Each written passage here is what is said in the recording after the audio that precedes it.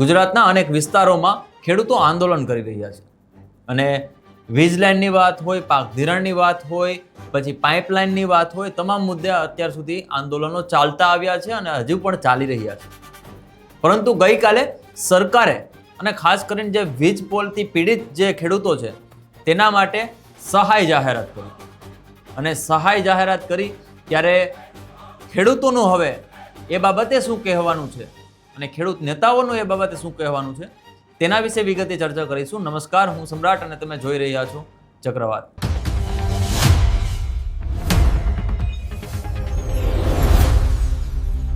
ગઈકાલે સરકાર તરફથી જીતુ વાઘાણીએ એવી જાહેરાત કરી કે કોંઢ અને જેતપરના ખેડૂતોને જે વળતર પહેલાં મળતું હતું તેનાથી બમણું વળતર મળશે.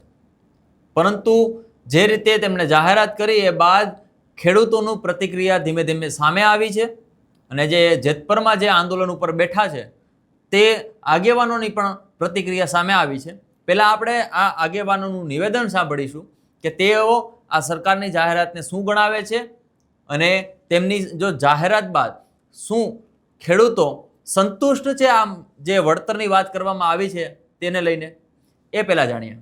કાલે સરકારશ્રી દ્વારા પ્રેસ કોન્ફરન્સ કરીને જે માહિતી આપવામાં આવેલી છે બરાબર, પરંતુ હજી સુધી પરિપત્ર આવેલ નથી.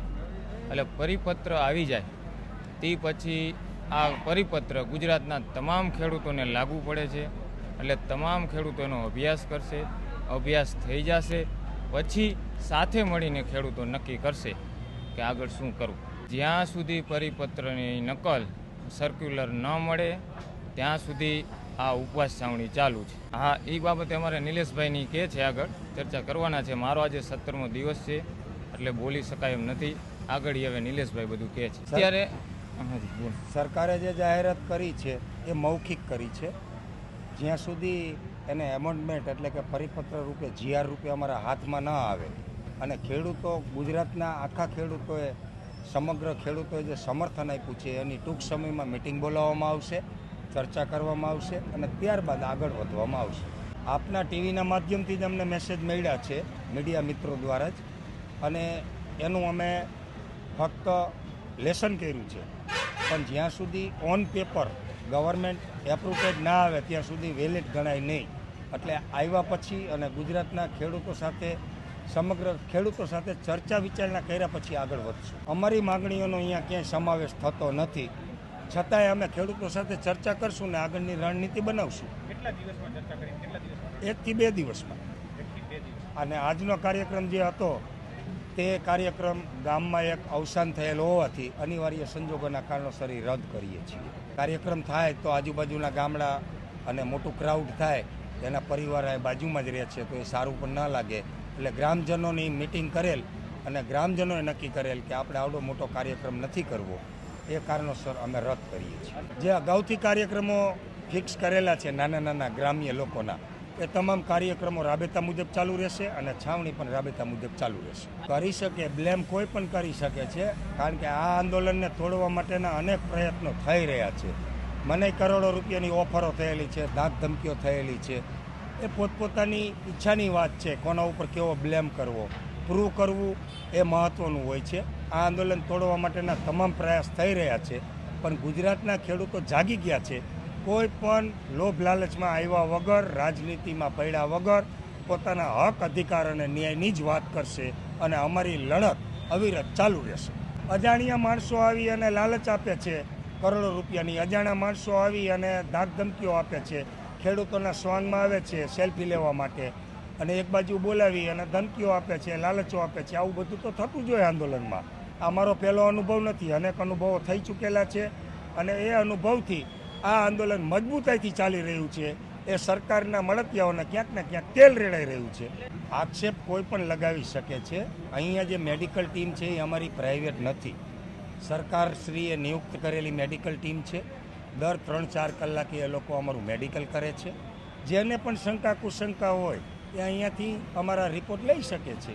આ તો વાત રહી જેતપરના ખેડૂતોની, પરંતુ સુરેન્દ્રનગર જિલ્લાના એક ખેડૂતનો વિડીયો સામે આવ્યો છે અને આ ખેડૂત જે સરકારે વળતર વધારવાની વાત કરી છે તેને એક લોલીપોપ ગણાવી રહ્યા છે. તેઓ શું કહી રહ્યા છે ચાલો જાણીએ. ખેડૂત ભાઈઓ તમે જોઈ શકો છો મારા હાથમાં શું છે લોલીપોપ છે ને કહેવાય કે આ કાર્ડ જુઓ આ લોલીપોપ સરકારે આપણને આ લોલીપોપ અત્યારે આપ્યો છે. લોલીપોપ આપવાનું કારણ શું તમે કાલ વિચાર કરો એમને કાલ જીતુભાઈ વાઘાણીએ જાહેરાત કેવી કરી કે ખેડૂતને કંઈ ખબર જ નથી પડતી. 2013માં કેન્દ્ર સરકારનો કાયદો બનેલો છે કે 4 ગણું વળતર દેવાનું, બરોબર. અત્યારે રાજસ્થાનની સરકાર 4 ગણું વળતર તો ચૂક્યું જ છે, તો ગુજરાતના ખેડૂતને કેમ 2 ગણું જ વળતર? કારણ કે એમને ખબર નથી કે રાજસ્થાનની સરકાર જો 4 ગણું વળતર દેતી હોય, અહીંયા ભાજપ સરકાર છે, પછી અહીંયા કોંગ્રેસની સરકાર તો છે નહીં, તો ગુજરાતના સરકાર ખેડૂતોને કેટલો અન્યાય અત્યારે કરવા છે. તો વિચાર તમે કરો કે 4 ગણું વળતર આપવાનું હતું એમાં, અને 2 ગણાની જાહેરાત કરી, અને પછી કે જેતપરના ખેડૂત અને સુરેન્દ્રનગરના ખેડૂતને એને પણ વળતરમાં ફેર. કારણ કે અત્યારે જમીન હોય કોણ નક્કી અત્યારે કરી? જીતુ વાઘાણી નક્કી કરી શકે છે કે કોણની જમીન હોય એના અત્યારે 20 લાખ રૂપિયા એકરના છે, કે જેતપરની જમીનના 20 લાખ એકરના છે, 25 લાખ રૂપિયા. એ તો ખેડૂત પણ નક્કી કરી શકે કે જમીનની શું કિંમત છે મારા ગામમાં. અત્યારે એમ કહો કમિટી રચશે અને ખેડૂત 2 આગેવાન હોય, 2 આગેવાન ખેડૂત કોણ હોય? ભાજપના જ હોય, અને કંપની વાળાનું સેટિંગ હોય, ભાજપ વાળાનું સેટિંગ હોય, એટલે એમાં ખેડૂતને કંઈ મળે જ નહીં. પોતે ઘર ધણી જેના સર્વે નંબર આવતો હોય એ ઘર ધણી નક્કી કરે કે ભાઈ મારી જમીનની કિંમત 40 લાખ કે 50 લાખ. પછી એની કમિટી સર્વે કરે કે ભાઈ આ ફરતા 10 ખેતરોની તમે કિંમત જાણો, સાચું શું છે એ સાચી થાય. આ તો તમારા ઘરના ડાકલા ઘરના ભૂવા એ વારી તમારી અત્યારે વાત છે. એટલે આ સરકાર રહી ખેડૂત વિરોધી તો ફાઇનલ જ છે, એ તો નક્કી છે. એટલે તમામ મારે ખેડૂતને કહેવાનું છે આ લોલીપોપ જ છે. આ લોલીપોપ કોઈ ખેડૂતને લેવાનો આવતો નથી. અને આપણને વળતરમાં અત્યારે 2 ગણું અને 4 ગણામાં અત્યારે મોટામાં મોટો અન્યાય છે. અને પછી લેન્ડના તાર હોણા પડ્યા હોય અને ખેડૂત ભાગીદાર હોય અને ખેડૂત પોતે હોય. અત્યારે ઘઉં મેં 100 વીઘાના વાયા હોય, સર્કિટ શોર્ટ થઈને ઘઉં હરગી જાય, માણસ મરી જાય, તો એની જવાબદારી કોની હોય? કંપનીની હોય. જે સર્વે નંબરમાં લેન્ડ નીકળે અહીંયા કંપનીવાળાને ખેડૂતનો અને મજૂરનો કંપનીવાળાને વીમો લેવો પડે. એ જવાબદારીમાં પણ ખેડૂતને અત્યારે સરકારને ચોખ્ખું કરવું પડે કે ભાઈ જે સર્વે નંબરમાં હશે અહીંયા આકસ્મિક મૃત્યુ થાય છે તો જવાબદારી કંપનીની છે, અને કંપની વીમો ચૂકવે, અને કંપનીવાળાને દર વર્ષે વીમો ઉતારવો પડે. આ એક દિનનું તો છે નહીં, આ લેન્ડ તમારી 30 વર્ષની છે, અને 30 વર્ષ પછી પણ ભાવ ફેર થાય. અત્યારે તમે આપો એટલે 30 વર્ષ તમારો કોન્ટ્રાક્ટ પૂરો થઈ જાય. આ તો સરકારના નિયમમાં છે કે ભાઈ 70 વર્ષની તમારી ઓલું છે. 70 વર્ષ પછી જે ભાવ હાલતા છે તેથી પછી જે ખેડૂત કિસી પૈસા ચૂકવવા થઈ છે કંપનીને. પછી કંપની એમ કે 70 વર્ષ પહેલાં ચૂકવ્યા હતા, 20 વર્ષ 70 વર્ષ પહેલાં, એ તેજી નહીં હાલે, તો કંપનીના ખેડૂત થાંભલો ખડી પર તેજી ઠોકી દેશે. આ 20 વર્ષનો કરાર કે 70 કરાર એ જ ખેડૂતને માન્ય છે. 70 વર્ષ પછી કરાર ફરીને થાય છે.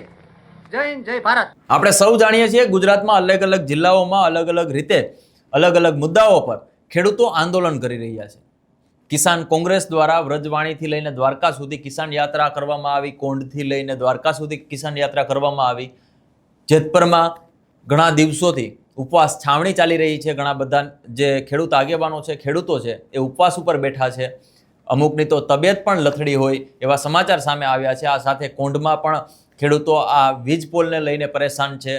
સાણંદમાં પણ હમણાં ખેડૂતોએ લગભગ 9-10 દિવસથી આંદોલન ઉપર બેઠા હતા, અને આખરે તેમની માંગ તો સ્વીકારી લેવામાં આવી છે, પરંતુ સ્થાયી રીતે સ્વીકારી લેવામાં આવી છે.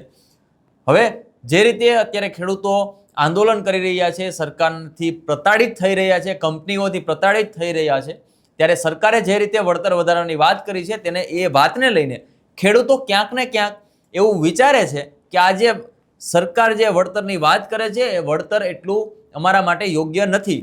આનાથી વધારે વળતર હોવું જોઈએ, તેનાથી વધુ અમારી ખેતીને નુકસાન થાય છે. પરંતુ હવે સરકારની જે વાત છે એ ખેડૂતોની માંગ સાથે મેચ થતી નથી. એટલા માટે ખેડૂતો હવે વિચારી રહ્યા છે, અને ખાસ કરીને જેતપરના ખેડૂતો એવું વિચારી રહ્યા છે કે અમે તમામ ખેડૂતો સાથે બેસીને આજે તમારું પ્રપોઝલ આવ્યું છે, આજે તમે જાહેરાત કરી છે, તેનું ઓફિશિયલ સ્ટેટમેન્ટ આવે. ઓફિશિયલ સ્ટેટમેન્ટ બાદ જે કાગળમાં લખાઈને આવે છે એ કાગળ અમારા હાથમાં આવે એ બાદ જ અમે કંઈક નિર્ણય લેશું કે તમારી સાથે જવું છે કે હજુ પણ આ આંદોલન ઉપર બેસવું છે. આ બાબતે તમારું શું માનવું છે? શું ખેડૂતોએ હજુ પણ આંદોલન ઉપર બેસવું જોઈએ કે પછી સરકારની જે સહાય વધારવાની વાત છે એની સાથે જવું જોઈએ? તમારું શું માનવું છે કોમેન્ટ બોક્સમાં ચોક્કસથી જણાવજો. વિડીયો પસંદ આવ્યો હોય તો લાઇક, શેર અને ચેનલને સબસ્ક્રાઇબ કરવાનું ભૂલતા નહીં. નમસ્કાર.